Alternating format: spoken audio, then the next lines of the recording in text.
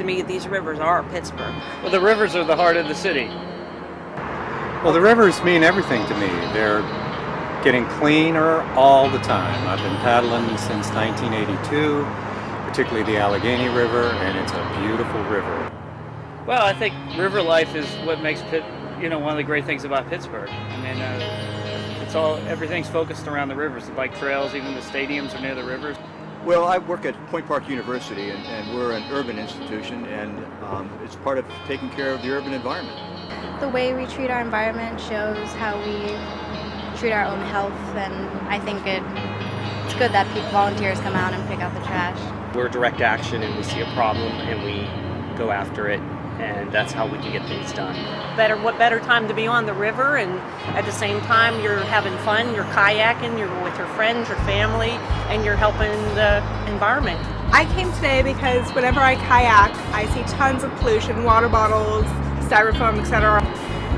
And I find it sad that I never had the opportunity to come and pick it up, and then I saw this and saw, hey, this looks like fun. I got a whole bag full and did what I could do. And it was way fun. It was pretty fun. I was really motivated to do this in memory of my friend Bill Root. Unfortunately, lost his life in a boating accident. So thinking about Bill this week motivated me to get out here and do this. Thanks, Bill, for all the wonderful days we had. I picked up a decent amount of trash. I've seen tires and car batteries and bicycles and a Eureka 12 amp vacuum cleaner, and of course bags and bags of cans and bottles. It gets some people to realize that we need to stop using these materials, because inevitably they wind up in the rivers and then out into the ocean and into the great Pacific garbage. The great part of Paddle Without Pollution is that it takes many hands to make the work light.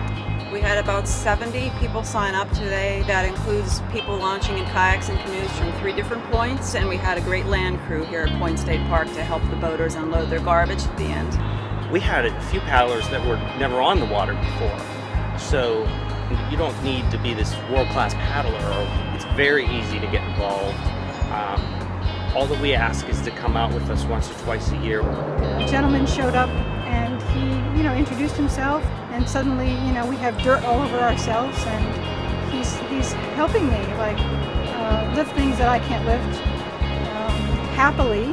They asked me if I wanted to be on the land, and I said sure, whatever you guys need. I think it was actually more enjoyable up there. It was interesting trying to keep track of the chaos.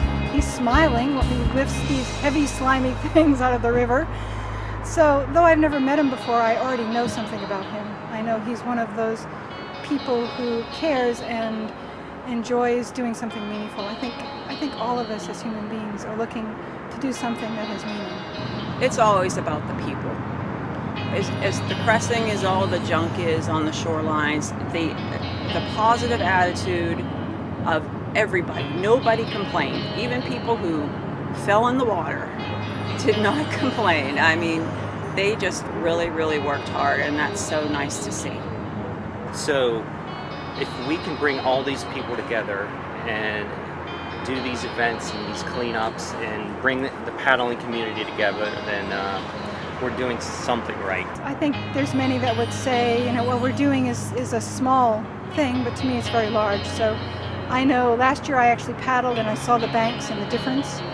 And I know when I go down the river now, whether it's over a bridge or in a kayak or canoe or just walking along some river path, that there's more beauty. And I think that in this day and age we forget how important beauty is. I can forget until I see something beautiful, and I realize that is important to us as human beings, to have beauty in our lives. I'm sure the rivers look a lot better now than they did this morning.